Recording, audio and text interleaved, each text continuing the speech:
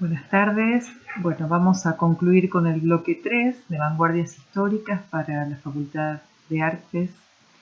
en este ciclo de no presencialidad con un pequeño video sobre las abstracciones en el arte europeo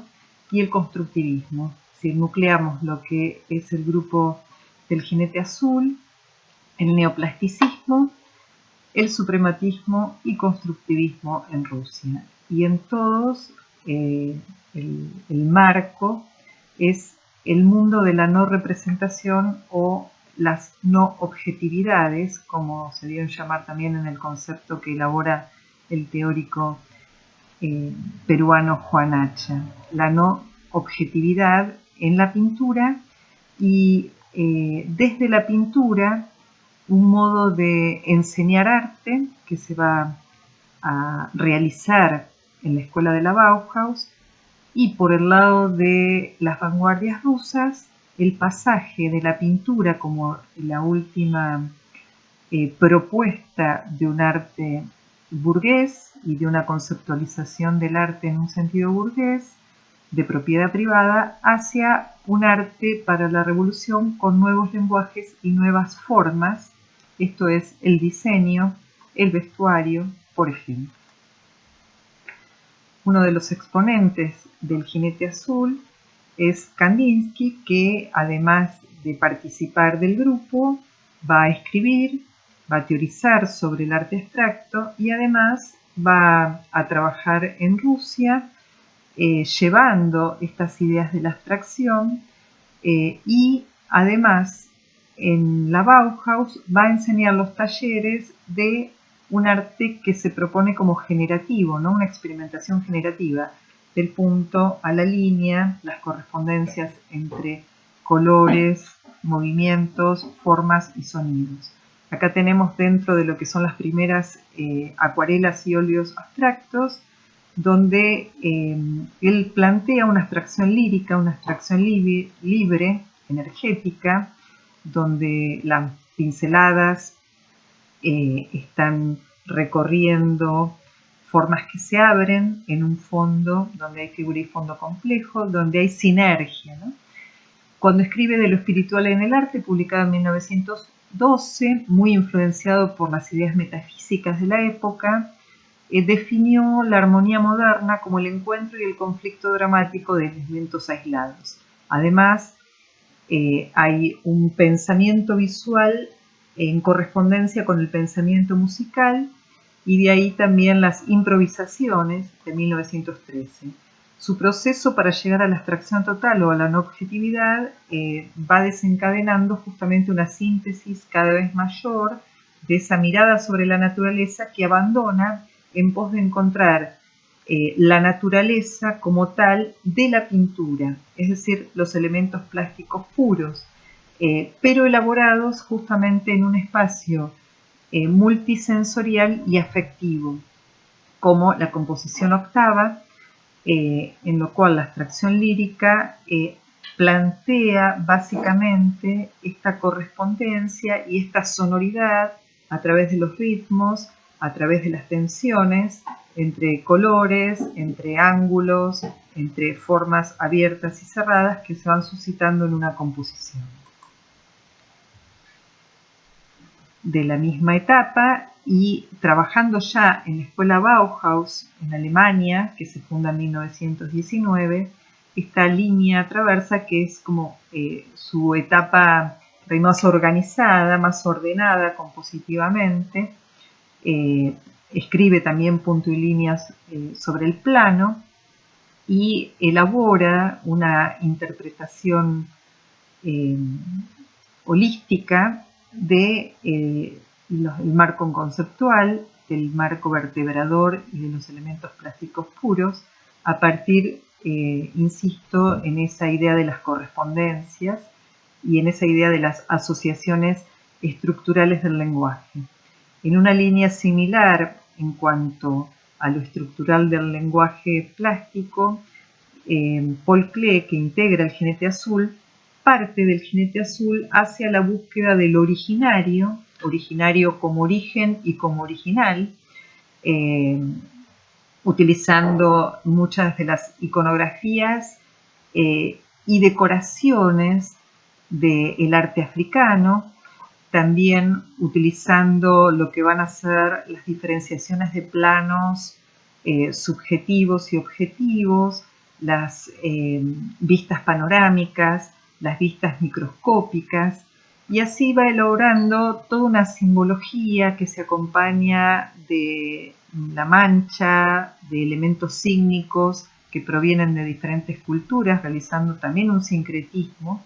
y escribiendo en su teoría del arte la necesidad de una búsqueda estructural, utilizando la metáfora de un árbol. Bueno, acá vemos crecimiento, la mejor forma posible de ilustrar el crecimiento de un vegetal,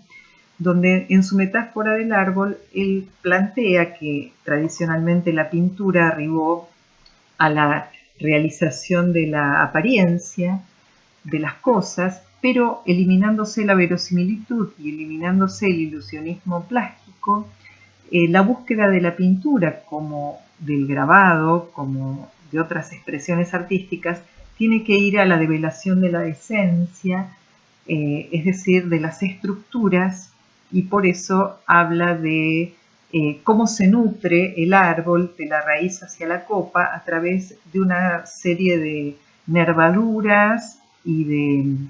vasos comunicantes que transmiten la fuerza estructural o la savia creadora, podríamos decirlo también. Bueno, acá es una pintura que está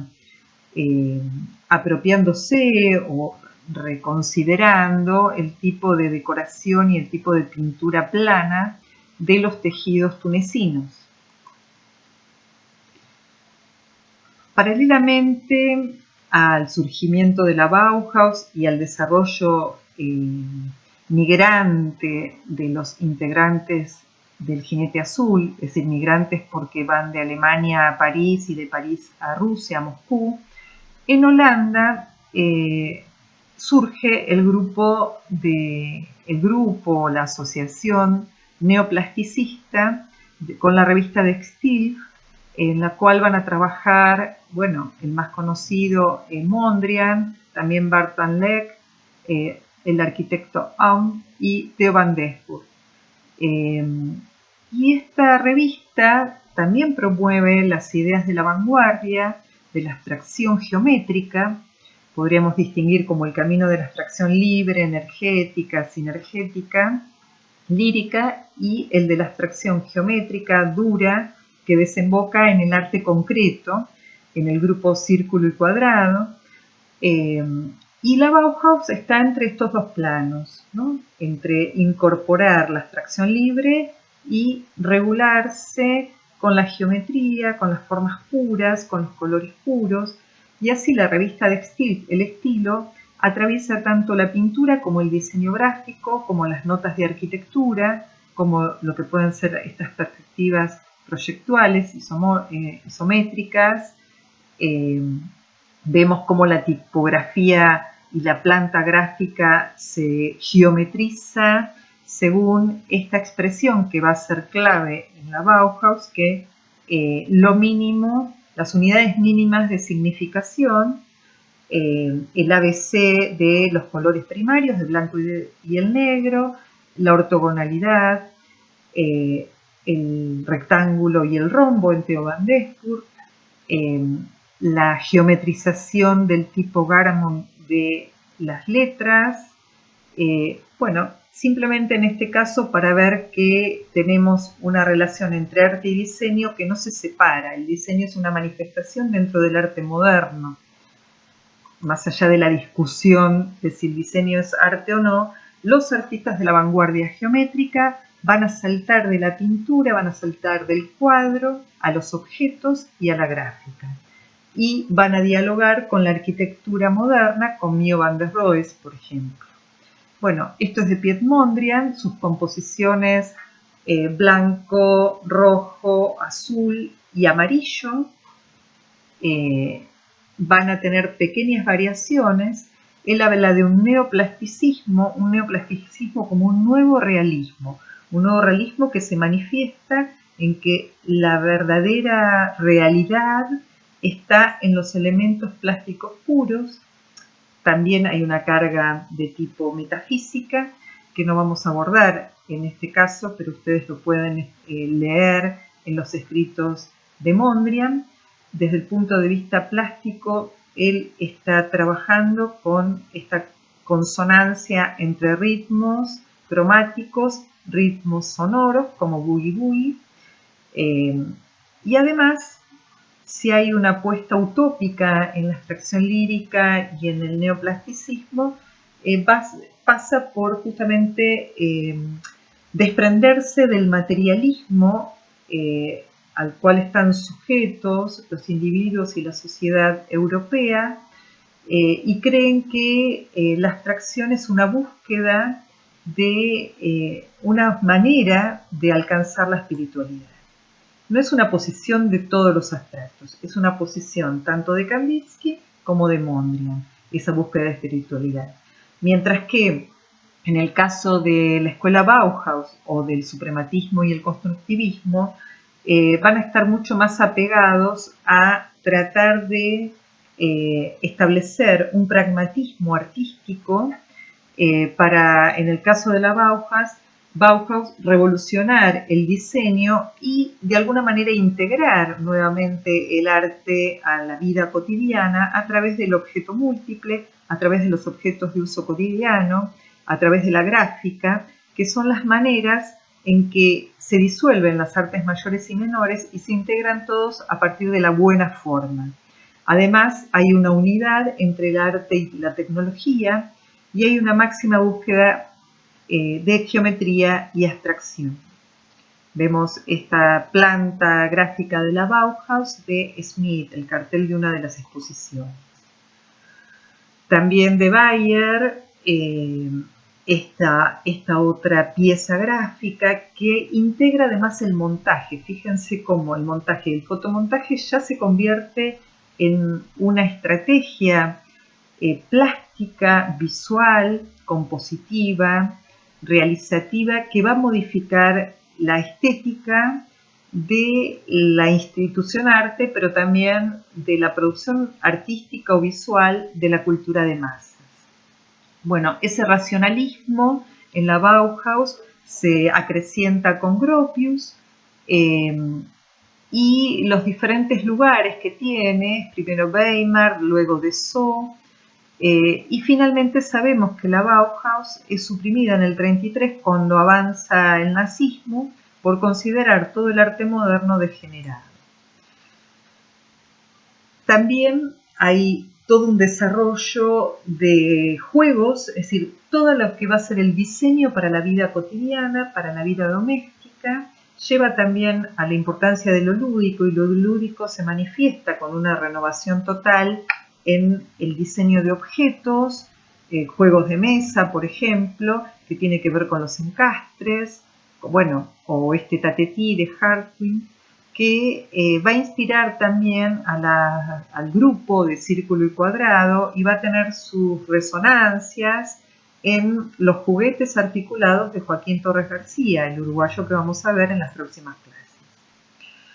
Respecto de la vanguardia rusa, es decir, la abstracción geométrica, el arte concreto se van a desarrollar, además en un plano donde, si recordamos en la teoría de Bürger de la vanguardia y el planteo de Calinescu, la vanguardia en Rusia es tanto estética artística como política, porque evidentemente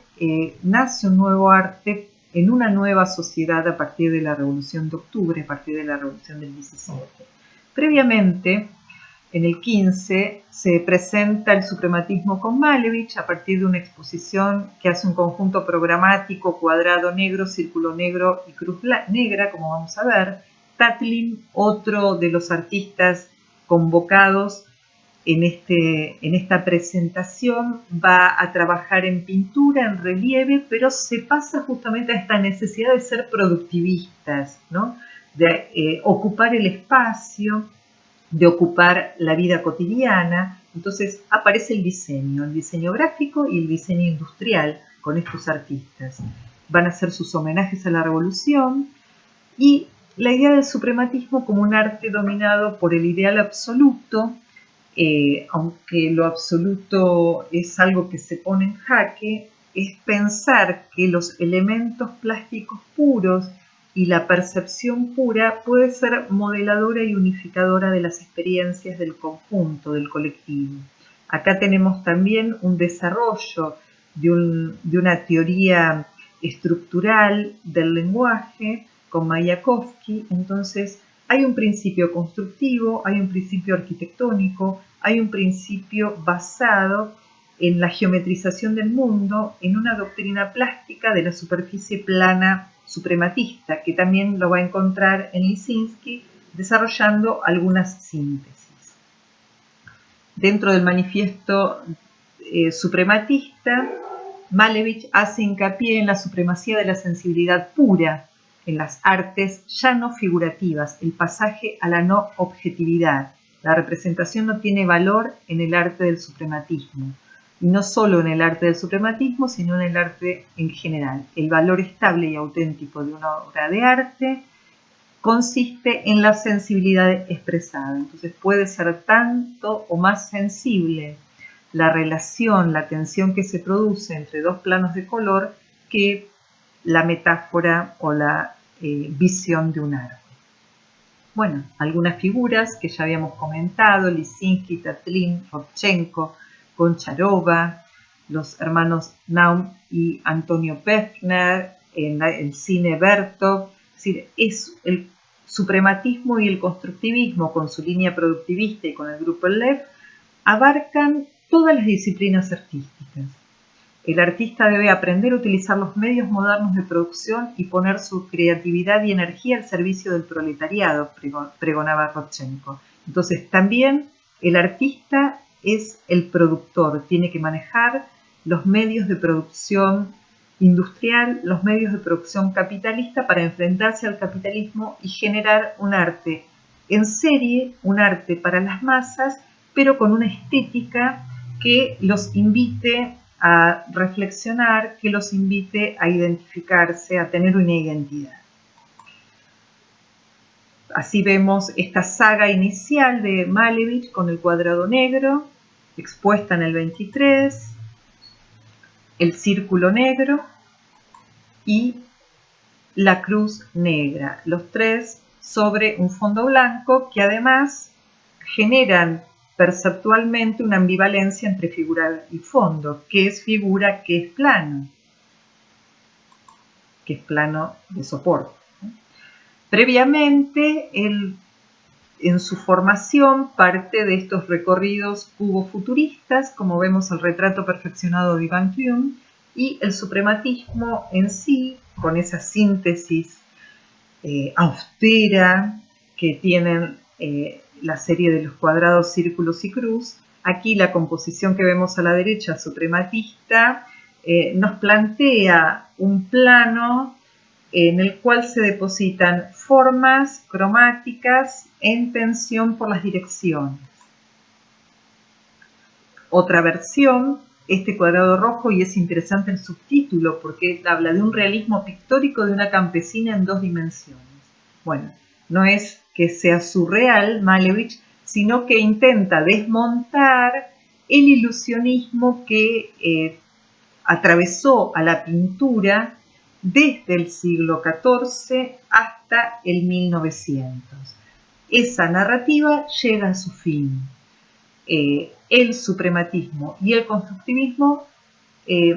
producen un nuevo realismo, que es el realismo de los elementos plásticos puros que disparan, que activan una chispa, una tecla, un tipo de percepción que lleva a un proceso de significación para todos. De las variantes del cuadrado, cuadrado blanco sobre blanco, entonces blanco sobre blanco, la unidad mínima de significación. Es lo que Roland Barthes llamaría en el lenguaje el grado cero de la escritura, es decir, una mínima unidad de intervención sobre la superficie del cuadro. Y sin embargo, cuánta capacidad de transformación que tienen los blancos, ¿no?, en ese proceso perceptual. Como la tensión que se produce al moverse ese cuadrado. También incursiona en la cerámica, lo cual hace, digamos, a un Malevich un suprematismo productivista, porque no solo es la pintura de Caballete es la expresión de la burguesía por sobre todas las cosas, de la propiedad privada, entonces se tiende al mural, se tiende al grabado y se tiende a imprimir el diseño suprematista y constructivista en los objetos de uso cotidiano. La cerámica va a tener un amplio desarrollo, como vemos en esta pieza. O los vestuarios y escenografías para óperas y para diferentes acciones teatrales, como también esto, diseño de vestuario de Malevich. Esto pertenece a la muestra que sucedió en proa hace poco tiempo. De Lisinski, un afiche que es golpeada a los blancos con la cuña roja, y la importancia del afiche en el diseño gráfico, un nuevo lenguaje, el de la cartelística en el espacio público, con la síntesis del triángulo rojo con una efectividad, una potencia que atraviesa el círculo blanco. Rodchenko es el fotógrafo por excelencia del movimiento constructivista y lo que hace en particular es cambiar los planos, utilizar primerísimos planos, trabajar con picados y contrapicados, y acá el retrato de Lily Brick, que lo convierte en un afiche productivista de la revolución, ¿no? Entonces también el montaje, el fotomontaje, insisto, que puedes tener una función plenamente estética o puede tener una función estético-política, comunicacional en este caso, al duplicarse, al multiplicarse a través del afiche. De Rodchenko, estas escaleras que se inspiran en alguna de las, como las escaleras de Odessa de la Karamazov Potenkin, otra película que si la toleran pueden verla, por la extensión, ¿no? Él trabajó justamente en esta película y como vemos, la fotografía que no puede separarse de la iconicidad, en realidad está aquí haciendo hincapié fundamentalmente en una construcción espacial diferente a partir de un punto de vista elevado, en diagonal y con este tipo de iluminación, que eso es lo que practica por sobre todas las cosas Rodchenko, como en este caso. Un cambio en el punto de vista, un extrañamiento, que no es el extrañamiento surreal, pero también es otro tipo de extrañamiento por el encuadre, por, insisto, el punto de vista,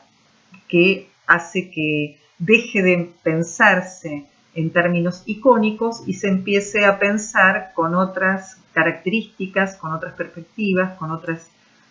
intuiciones. Tatlin hace el monumento a la Tercera Internacional, es la maqueta, finalmente nunca se construye el monumento, pero bueno, es esta espiral ascendente que tiene en cuenta la incorporación de los nuevos materiales, de los materiales industriales, y esto que era el esqueleto de la escultura canónica, tradicional, se convierte en, como en la metáfora del árbol de Klee, lo estructural se devela y es lo constitutivo de la obra de arte. Entonces, la escultura a partir de Tatlin, a partir de Gabor, Pefner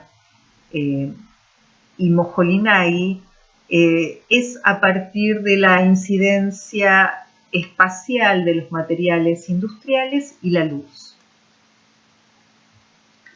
También de Tatlin, el vestuario para la ópera La vida del zar, y acá se ve el mismo Tatlin con algunos modelos, es decir, el vestuario también, el vestuario cotidiano se simplifica, se genera un diseño moderno, cómodo y austero que pueda ser serializado, que pueda ser fabricado a gran escala. Acá el diseño escenográfico, el boceto escenográfico para la misma ópera, ¿no? Que se parece bastante a algunas de las escenografías como en el gabinete del doctor Caligari, es decir, no hay una oposición al resto de las vanguardias, sino que se asimilan las tendencias vanguardistas, cubistas y postcubistas, como algunos principios del collage y del montaje, pero la idea es comunicar una imagen clara, directa, simplificada y experimental también. Sobre todo la experimentación se da en el plano escultórico, como vemos estas construcciones lineales en el espacio de Cabo. Otra más, ¿no? Hay una revolución en los materiales de la escultura y en la importancia de la luz y el espacio en la escultura, que llegan a los moduladores de luz de Moholy-Nagy, que acá hay un link para que ustedes puedan ver algunos ejemplos, porque Moholy-Nagy es, aparte de ser el último director de la Bauhaus, es el primer escultor cinético de la historia. Experimentando con los materiales y la espacialidad, llega a generar una escultura lumínica, dinámica, donde justamente lo dice, la luz y el espacio se modula a partir de esta articulación de elementos duros y blandos, materiales e inmateriales. Y además podemos decir que la nueva visión de Moholy-Nagy que él escribe sirve para la enseñanza de los lenguajes visuales posteriores, y él, como Man Ray, experimenta también con una fotografía sin cámara, ¿no? La imagen luz, y siendo constructivista llega a resultados de esa imagen fantasma de lo surreal. Por lo cual, digamos, como conclusión, hay puntos en que las vanguardias están, no solamente están en una constelación, que no solo es el abrazar la utopía y el descubrir lo nuevo, sino a nivel experimental, el pasaje del collage al montaje, la fragmentación, genera posibilidades múltiples que van desde la conjunción o la dialéctica de lo irracional y lo racional. Con esto terminamos este bloque.